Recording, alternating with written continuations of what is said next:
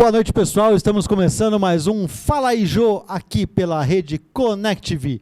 Agora, a partir de hoje, em horário novo, às 20h30, um pouco mais cedo, mas com a mesma qualidade, com o mesmo conteúdo. E hoje vamos falar um pouco sobre a história da nossa cidade, a história de Osasco.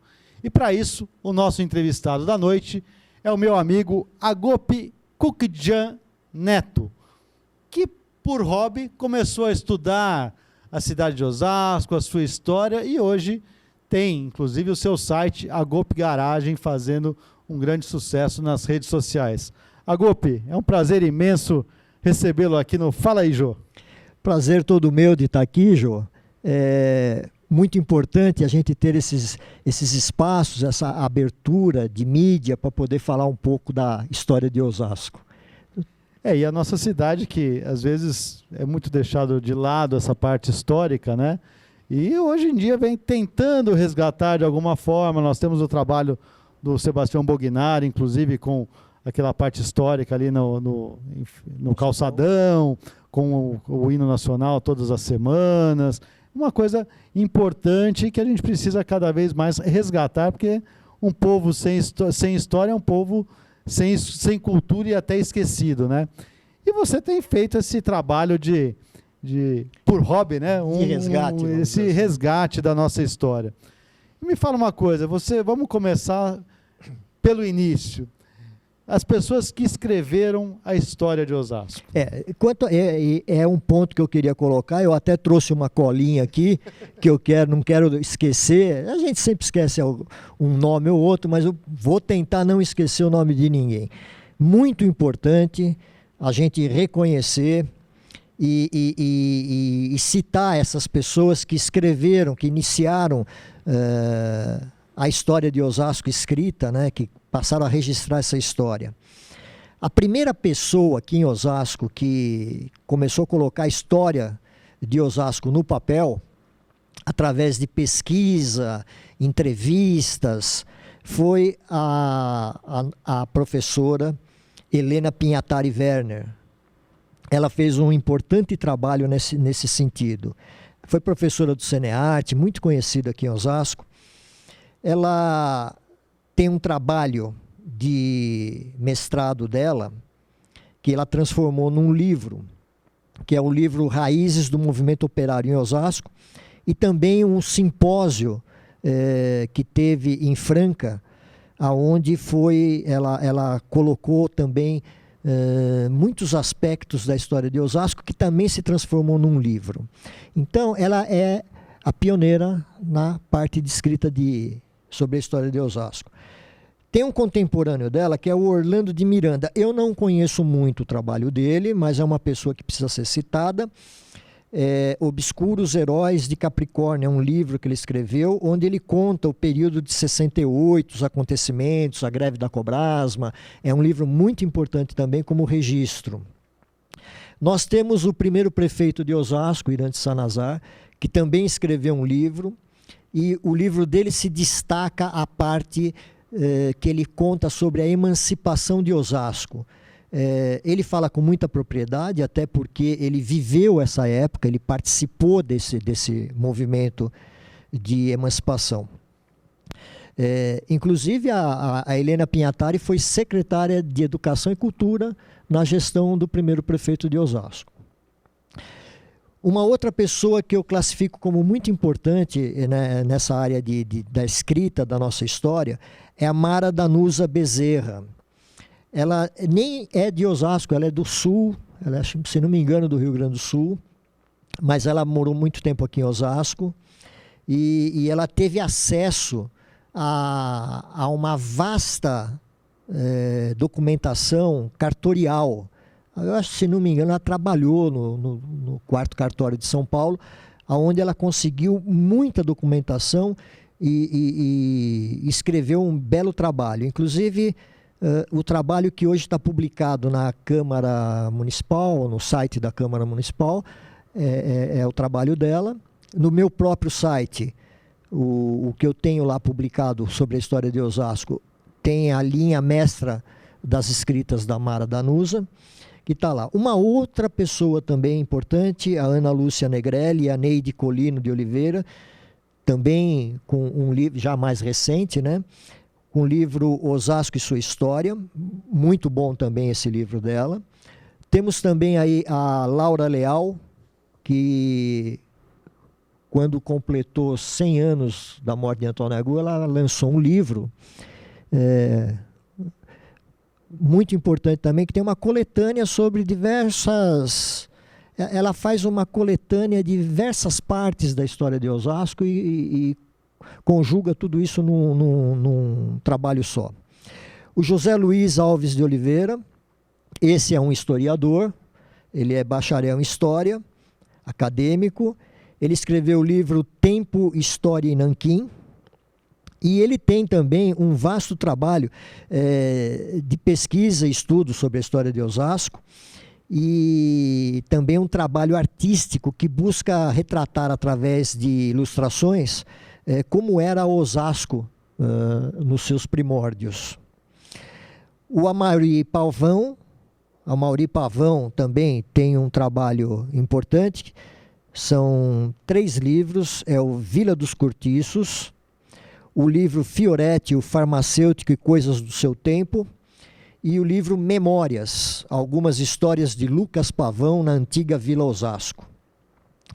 Temos também o livro da Suzana Alexandre e Salvador Nogueira, que é o livro 1910, o primeiro voo no Brasil. E temos a literatura mais contemporânea do Guaçu Piteri, com os livros Sonhar é Preciso e o blog do Guaçu 2. São compilações de tudo aquilo que ele coloca no blog dele. E também, mais recentemente, o livro do Jorge Kamalakian, que é Guardiões da Memória. Bom, por que eu acho importante citar isso? Essas literaturas, eu não sei se elas estão disponibilizadas na Biblioteca Municipal de Osasco. Se não estiverem, aqui vai a sugestão de termos essa bibliografia na nossa biblioteca, porque é importante o cidadão que quer fazer uma pesquisa ou quer fazer um estudo sobre a história de Osasco ter acesso. Nós não temos uma história oficial de Osasco. Então, eu acabo sendo muito procurado para falar sobre a história de Osasco e tal, mas não sou acadêmico da área.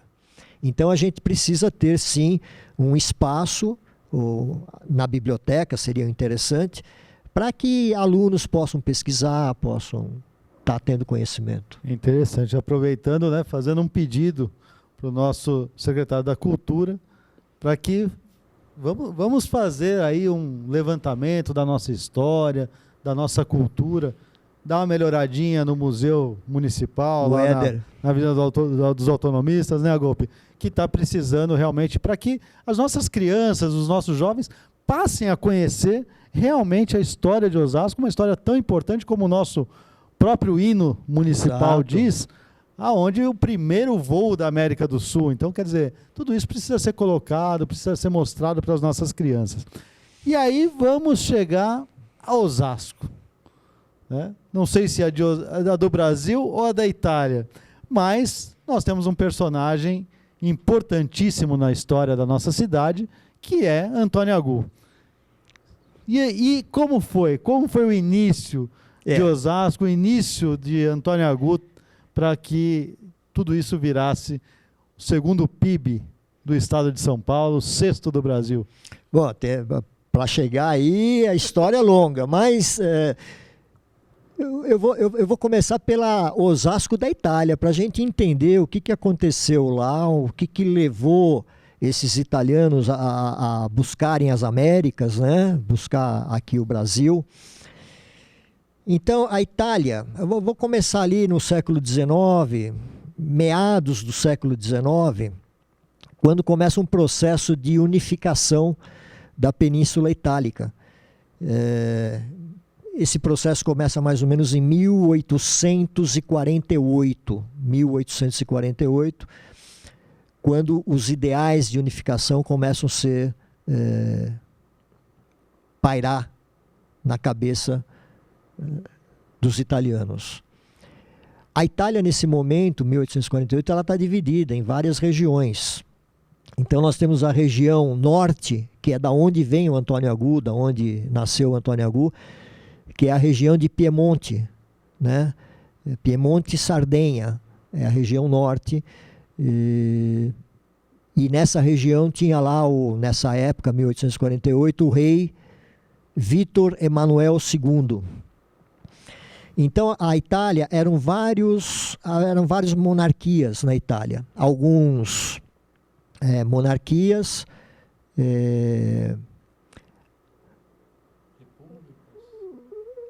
alguns ducados, né? E aquela parte que pertencia à igreja, que é mais ou menos no centro da Itália, né? Parte central da Itália, tem o norte, a parte central, essa parte pertencente à igreja, Roma, e a parte sul, que é a Sicília, né? Então, esse processo de unificação, o que acontece? A Europa, nesse período, toda já estava quase unificada. Os estados já eram estados-nação, e a Itália ainda não. A Itália e a Alemanha também não. A Alemanha eram 39 regiões espalhadas, separadas. Bom, em 1860, mais ou menos, a Itália já está, boa parte dela unificada, né? Tem em 1959, existe é complicado, às vezes dá esses brancos aí, mas é que a gente não dá aula de história, né? Não está falando todos os dias sobre o assunto. Bom, em 1959, a Áustria está dominando a parte norte lá da Itália, e esse rei Vítor Emanuel II recebe o apoio da França, do exército francês, para tentar sair do jugo da Áustria. Então, o exército de Napoleão III, aí não é o Napoleão Bonaparte, é o Napoleão III, que era sobrinho do Napoleão Bonaparte, se junta a essa região de Piemonte, né? E juntos eles conseguem dominar. É uma guerra que surge aí, e eles conseguem anexar a essa região de Piemonte mais duas regiões, Vêneto e regiões lá do norte. No sul do país também tem o Giuseppe Garibaldi, com as camisas vermelhas.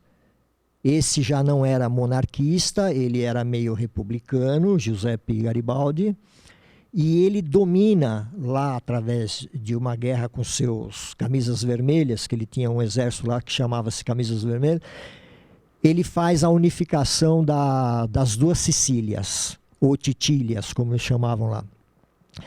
Essas duas Sicílias também são anexadas. Ele faz um acordo com o monarca lá, o Emanuel II, porque ele vê que o Emanuel tem uma força maior e que ele realmente não ia conseguir, então ele se junta. Mesmo sendo politicamente diferente, ele se junta com o Emanuel II, e aí vai se dando a unificação da Itália. E está a bota lá toda, né? Vai se unindo. Em 1964, 62, entre 62 e 64, esse Emanuel se autodenomina rei de toda a Itália. Ele era rei lá de Piemonte, ele passa a ser rei da Itália toda. Mas nesse momento ainda faltam duas regiões para serem anexadas, que é a região que é Roma, né? E aquela região pontifícia, que são as terras da igreja. Essa região pontifícia, ela é resguardada pela França, pelo exército de Napoleão III, que dá apoio. Aí nós estamos vendo o mapa, essa região em roxo, né, é a região das terras da igreja. E essas terras são guardadas pelo exército da França, de Napoleão III. Mas o que acontece? Nesse período, 1869, 70, a França entra em guerra com a Prússia. É a guerra franco-prussiana. E o que acontece? Napoleão precisa retirar o seu exército que guardava aí essa região da igreja, de Roma, e vai para a guerra da Prússia, que essa guerra Prússia-França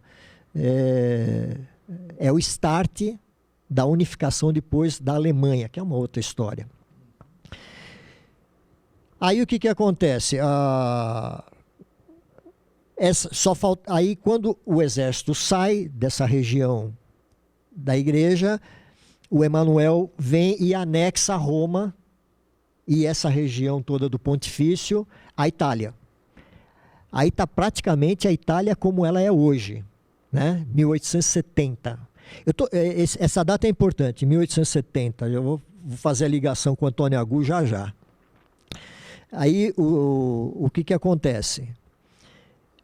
O Papa Pio X, nessa época, era o Papa Pio X, ele não reconhece essa anexação das terras da igreja e nem de Roma.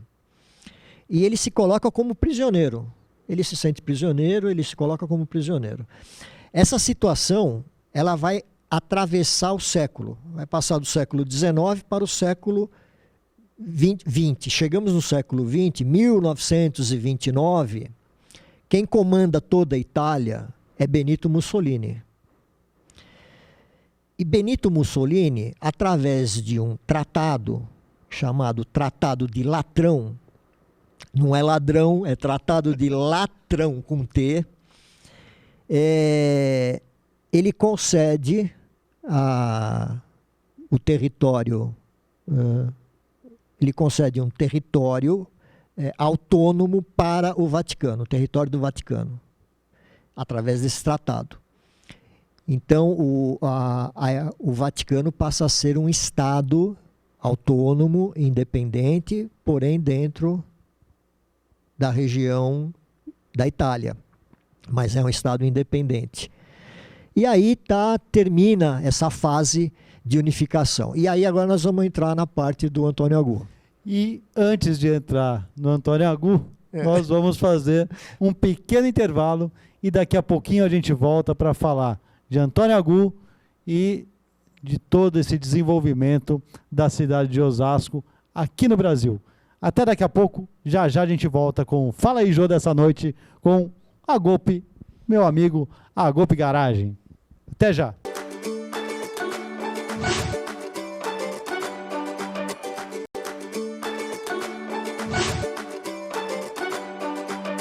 Estamos de volta com o Fala aí, Jô, dessa noite, entrevistando Agope Koukdjian Neto, um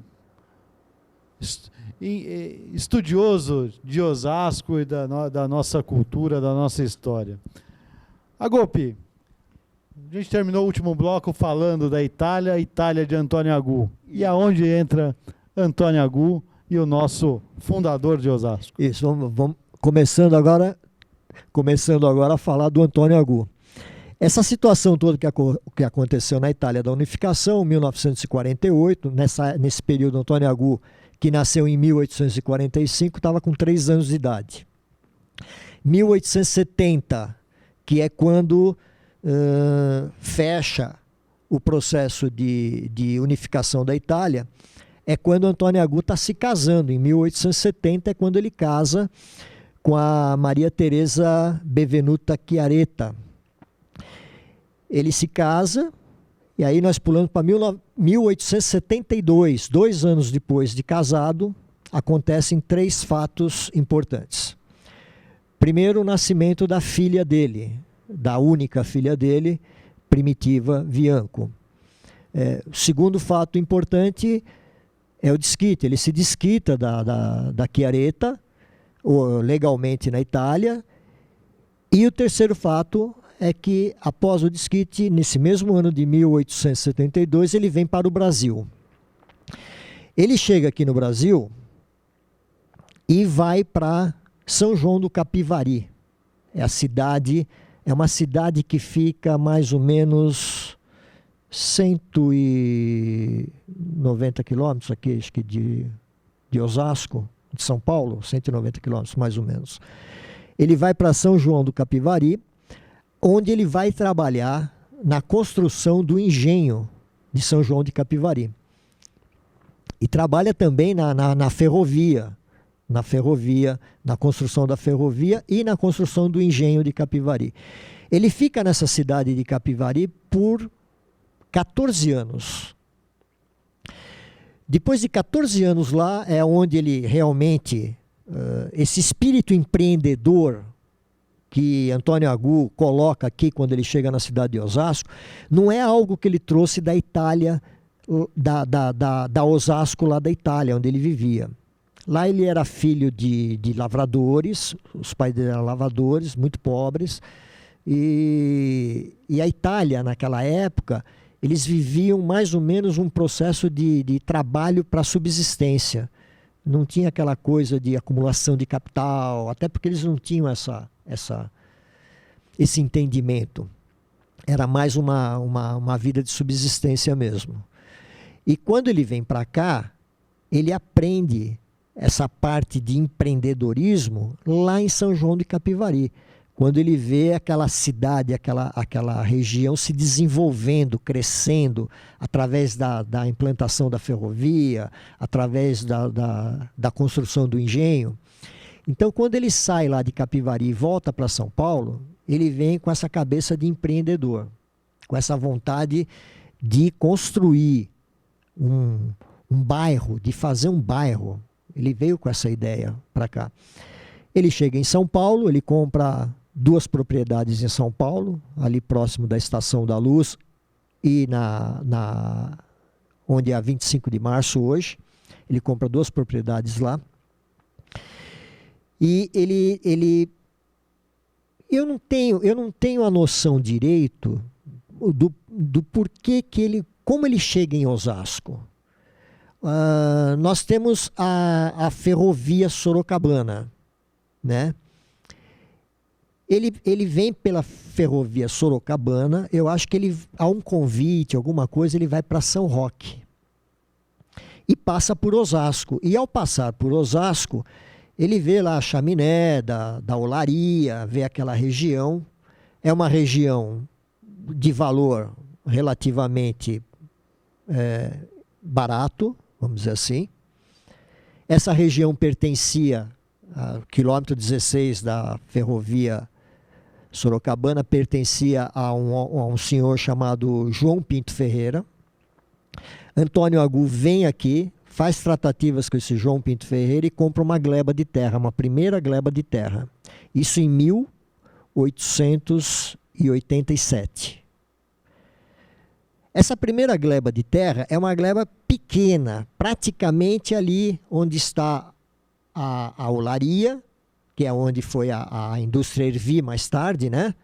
Então aquela parte onde está a estação de trem hoje, não havia estação nada, havia um pórtico apenas, que é um tablado ao lado da linha férrea, e havia aquela olaria.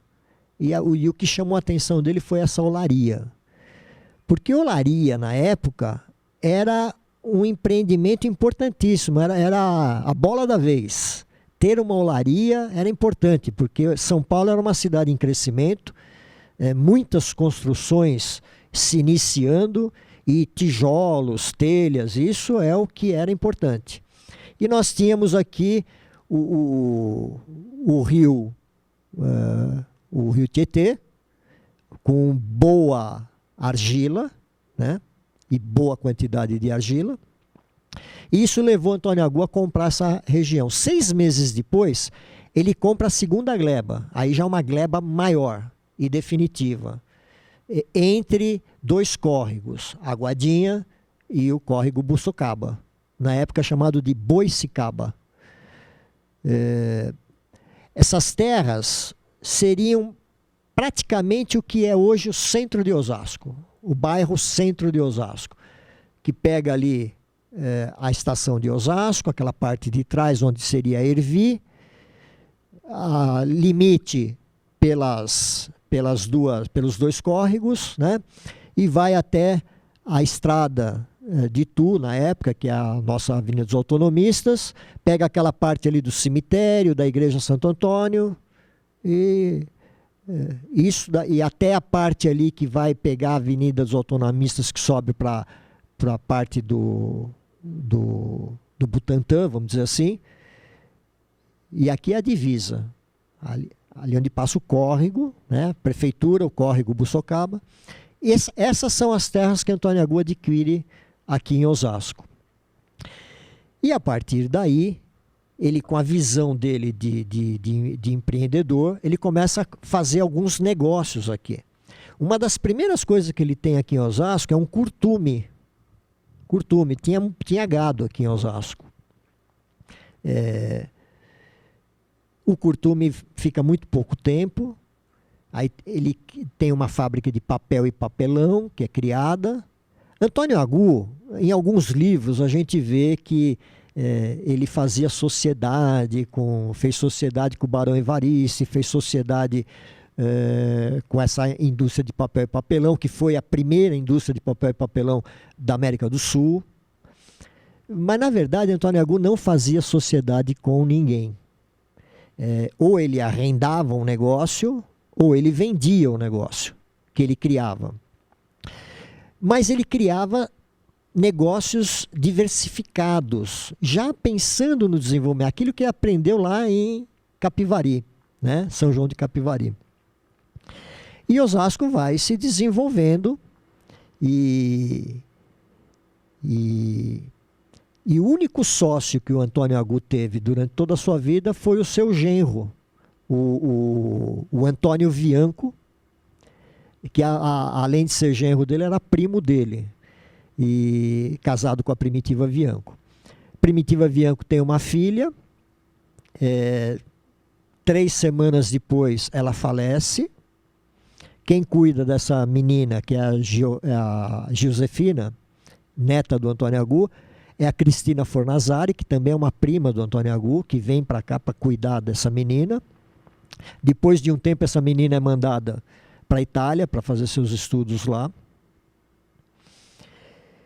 E, basicamente, a passagem do Antônio Agu, a situação do Antônio Agu em Osasco é isso. Ele deixa mais ou menos o desenho de um bairro.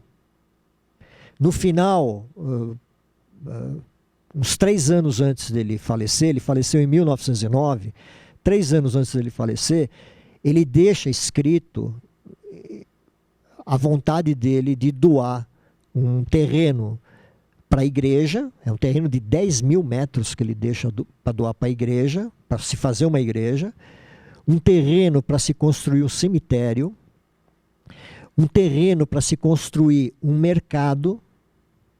E nessa época, você fala, pô, ele deixou um terreno para construir um mercado. Mercado era algo muito importante. Ter um ponto de abastecimento é coisa de quem está pensando realmente em formar uma vila, um bairro, está pensando em fazer um local, uma cidade. E aí, Antônio Agu, em 1909, falece. Ele é enterrado no mesmo túmulo onde já estava a filha dele, no cemitério da Consolação. E aí, praticamente, terminamos a parte do Antônio Agu. O Antônio Agu termina aí. E aí a gente está quase chegando ao fim do nosso programa. Puxa, passa muito rápido. Né? Passa muito rápido. Com certeza, Gopi, você vai precisar voltar no Fala aí, Jô, para terminar a história de Osasco, para falar dos momentos, do momento político, né, de Osasco, desde lá da Vila Osasco até o município de Osasco, emancipado em 1962, e tantos outros. Então, já fica aqui o convite para você voltar ao Fala aí, Jô. Quem sabe num momento, né, quando estiver comemorando talvez a emancipação, ou até antes, né, porque a história está sempre aí. Mas eu queria que você, só para finalizar, você falasse um pouquinho do seu trabalho do Agope Garagem, que veio resgatando, né, por esse hobby que você tem, essa parte da história, falando das famílias. Quando você falou dos livros, né, muitos nomes aí que a gente vê aí, nome de rua, pessoas que participaram efetivamente da história de Osasco também, assim como o Antônio Agu, mas talvez um pouco mais recente. Bom, João, tem um trabalho que eu faço de divulgação da história através do Facebook. Eu tenho uma página no Facebook, é o meu nome, Agope Coquidijian Neto. Entrar lá no Facebook, você põe Agope ou Agope Garage. Agope com H, né? Com Bom H, lembrar. Agope com H, Pemudo, Agope. Mas você põe Agope Garage na internet, vai aparecer tudo lá. Site, Facebook, páginas do Facebook, tudo. Eu fico muito à vontade com o Jô aqui do meu lado, pela amizade que eu tenho com ele, com o pai dele. Somos companheiro de Rotary também. Mas, infelizmente, câmeras são coisas que deixam você meio intimidado, né? Eu, principalmente, fico meio intimidado. E dá uns brancos aqui, às vezes falha algumas coisas que a gente quer falar, quer contar e tal. Então, para quem quer ver a história realmente muito bem detalhada, muito bem contada, eu estou colocando ela toda no meu site, que é o agopegarage.com. Não tem BR, agopegaragem.com. Lá tem toda a história de Osasco, tem essa parte da emancipação, tem a parte de quando Osasco sai da situação de vila e passa a ser distrito, depois subdistrito, depois vem a emancipação, até os dias de hoje. Está tudo contado lá. Famílias tradicionais de Osasco, ilustres famílias de Osasco, também está lá as histórias. Então, entrem, conheçam lá, vale a pena conhecer a história da gente. O que eu sempre digo, Jô, é assim, conhecer a nossa história e descobrir a riqueza que é a nossa história, isso eleva a autoestima do povo, a autoestima das pessoas. Eu sou de uma época que, infelizmente, na década de 70, a gente saía de Osasco, tinha vergonha de falar que era de Osasco, que morava em Osasco, chegava em algum lugar, escondia o carro para a pessoa não ver que a placa era de Osasco. Hoje nós temos orgulho da cidade que a gente vive e orgulho da história que a gente tem, que a história nossa de Osasco é muito rica e precisa ser conhecida por todas. E aqui eu faço um pedido, me dá mais um minuto aqui, Jô, pedir aos nossos órgãos públicos que tem um pouquinho de visão, uma visão mais aberta para essa parte cultural, histórica da cidade. A cultura também se dá na parte da história de Osasco. E dos probos públicos que nós temos, que é uma maior atenção à Secretaria da Cultura, uma maior atenção à nossa biblioteca municipal e uma maior atenção ao nosso museu, que está muito carente de atenção. Eu faço aqui o apelo às nossas autoridades públicas para terem uma visão mais aberta para esses probos públicos. Obrigado, João. Eu que agradeço, Agope. Agradeço imensamente a tua participação. Já fica aqui o convite para uma próxima, para a gente falar depois de Antônio Agu. E o Fala aí, Jô, dessa noite fica por aqui. Hoje eu entrevistei Agope Coquidijian Neto, um historiador por hobby, né? Um estudioso da nossa história que fez aí de um hobby uma marca. E aí você pode ver tudo no site www.agopegaragem, agope com H, pemudo.com. Dá um pulinho lá e dá uma olhadinha. E a semana que vem a gente volta com mais um Fala aí, Jô, aqui pela Connect TV. Lembrando, um novo horário, 20h30. Até lá e uma boa noite a todos.